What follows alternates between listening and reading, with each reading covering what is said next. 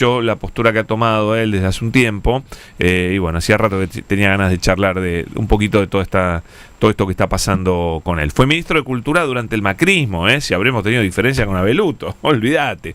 Pablo, bienvenido. Pablo Dugan saluda. ¿Cómo andás? Hola Pablo, ¿cómo estás?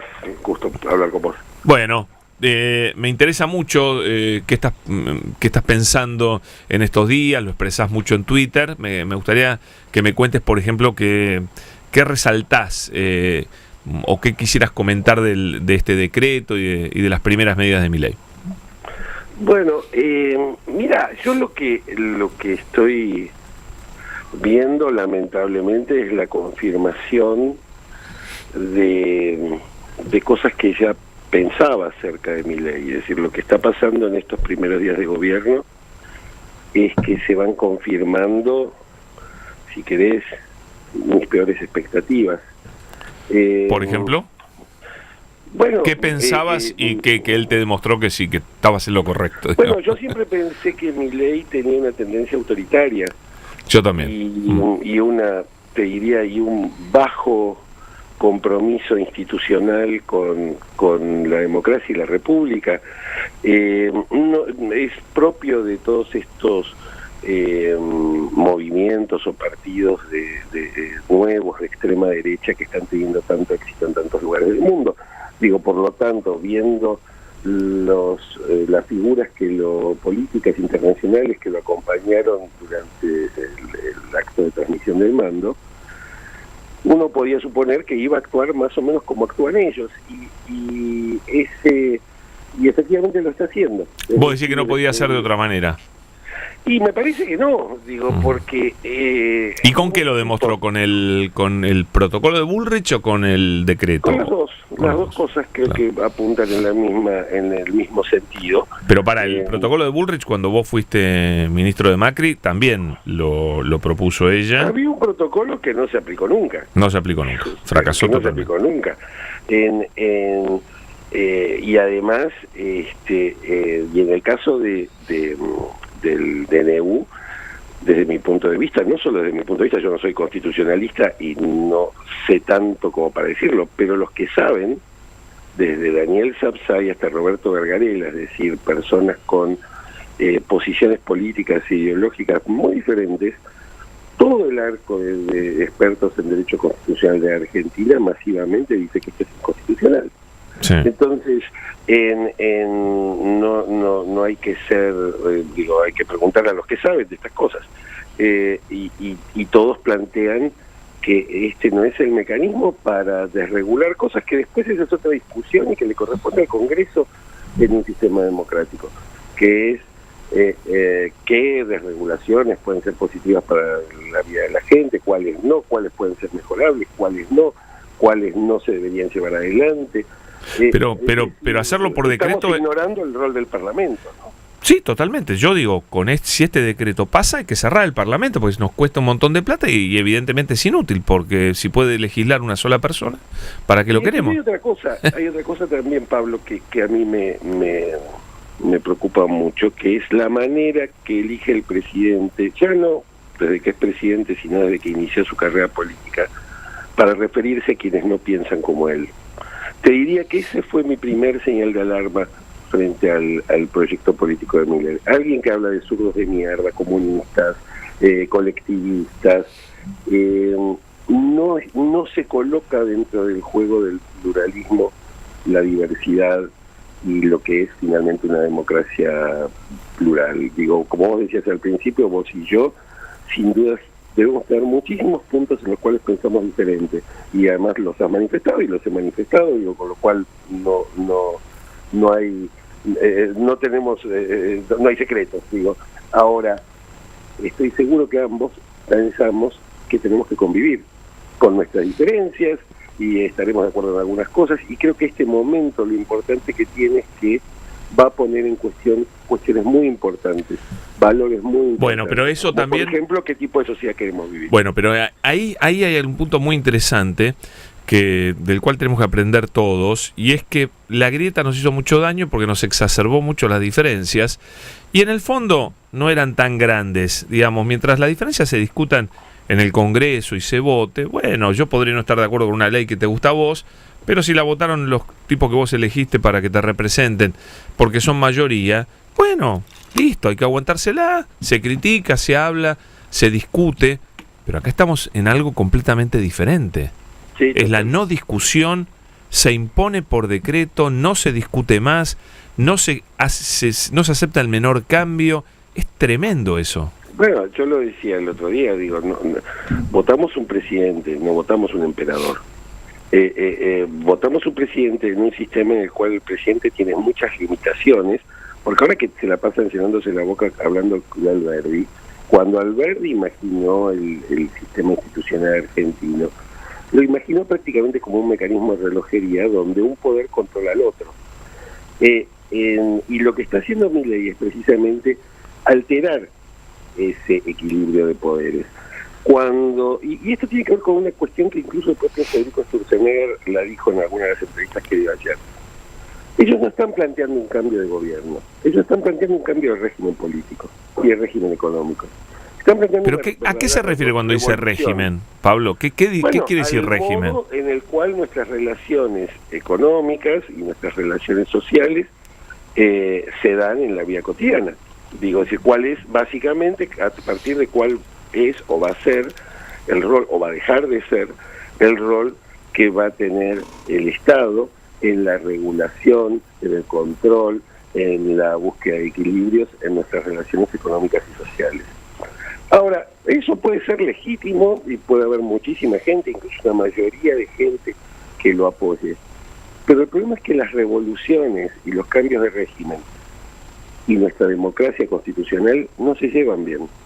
Sí, porque esto que vimos en estos días, donde estamos todos hablando y escuchando a gente que nos dice que esto que quieren hacer es inconstitucional, como si estuviéramos revisando el VAR todo el tiempo en un partido de fútbol para ver si picó en la línea o picó afuera. Esto que se está tratando de hacer es propio de los procesos de cambio de régimen, es decir, se van a ir llevando por delante las instituciones y la Constitución muchísimas veces, porque para poder hacer lo que quieren hacer, la Constitución lo único que hace es ponerles límites a este gobierno como a cualquier otro. Sí. Digo, entonces la democracia que nosotros tenemos, la que hemos adoptado hace 40 años, es un sistema que de algún modo premia la moderación. Por eso los senadores duran tantos años, los diputados cambian tantos años. Sí, suaviza los cambios. Aún habiendo leído bien, no tiene mayoría en el Congreso. Claro, digo, no es que no se pueden hacer cambios en esta democracia, pero son suaves, ¿no? Suavemente se puede ir cambiando un montón de cosas. Pero a lo bestia... La gente quiere que todo cambie en 24 horas y es posible que haya muchas cosas que deben cambiar muy rápido en la Argentina. Pero los tiempos de la democracia son otros. Y hay otra cosa, cuando muchos dicen, bueno, pero entonces que se haga así, porque si no el Congreso va a tardar mucho tiempo. Cada vez en la Argentina que nosotros confundimos los medios con los fines y que pensamos que cualquier medio era lícito para alcanzar un fin que considerábamos justo, nos fue espantosamente mal. Ayer lo escuchaba a Fernando Iglesias decir, bueno, cambiar todo esto, ¿sabes el tiempo que hubiese tardado esto en cambiarlo en el Congreso? Los tiempos del Congreso no dan para hacer todos estos cambios. Y es diputado. Son los temas de la democracia. A mí me llama la atención porque mucha gente que se llenó la boca durante muchos años, considerándose los patrones de la República, ahora cuando se convierten en oficialistas, es como si cambiaran sus principios y sus convicciones. Ahora, yo no entiendo, perdóname, ¿cómo puede ser que una reforma que quería hacer Cristina Kirchner, mandándola al Congreso, era inconstitucional, y legislar sobre cualquier materia por decreto de necesidad de urgencia no es inconstitucional? Esa es la coherencia de algunos del PRO, que ahora yo no sé de qué se van a disfrazar, porque están quedando como unos ridículos, de verdad. Mira, yo lamento mucho lo que sucede, porque yo estoy afiliado al PRO, he integrado el gobierno de Macri, como vos bien recordabas, pero aquel PRO, el de su esplendor, el del año 2015, el que le ganó las elecciones a Scioli, no era esto. Era un partido que buscaba, lo habrá logrado o no, digo, eso es una discusión que está abierta, pero que lo que se proponía era precisamente dejar atrás la decadencia, tener un respeto institucional y ser un partido moderno. Hoy lo que veo es un partido que va, o una parte del partido, que va corriendo como furgón de cola, de un proyecto que para mí está en las antípodas de mi pensamiento, que tiene mucho que ver abreva de la ultraderecha, abreva del populismo, abreva del autoritarismo, todos elementos que no estaban, por lo menos desde mi punto de vista, en aquella identidad que teníamos y que nos llevó precisamente a que la mayoría de los argentinos eligieran a Mauricio Macri para gobernar. Ahora pasaron cosas, como decía Macri, y la primera cosa que pasó, una de las más importantes, fue haberle cedido la conducción del partido a Patricia Bullrich en el año 2020. Yo creo que en ese momento el PRO se empieza a reconfigurar como un partido conservador, un partido de derecha, al cual además lo pasa por la banquina la exitosa candidatura de Javier Milei. Entonces yo confío en que me consta que hay muchísima gente dentro de mi partido, líderes importantes como Horacio Rodríguez Larreta, gente que tiene convicciones democráticas muy firmes y muy fuertes, que más tarde o más temprano creo que se van a terminar imponiendo, mostrando sus diferencias, claro, hasta que quede claro que son irreconciliables, digo, porque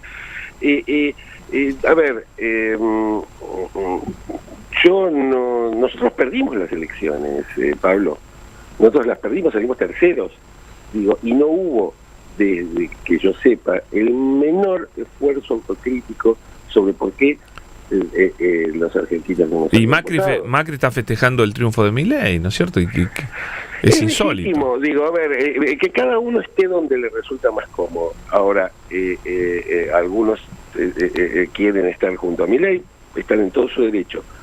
Yo no, y somos muchos los que no, somos muchos los que defendemos una democracia. En el Congreso que ponemos la Constitución por delante. Te pregunto, en el Congreso, ¿qué crees vos con respecto al PRO? ¿Que va a haber más gente cercana a Milei o más gente cercana al pensamiento, qué sé yo, de Larreta, que dijo, bueno, límites, ¿no es cierto? Esto no se puede hacer así.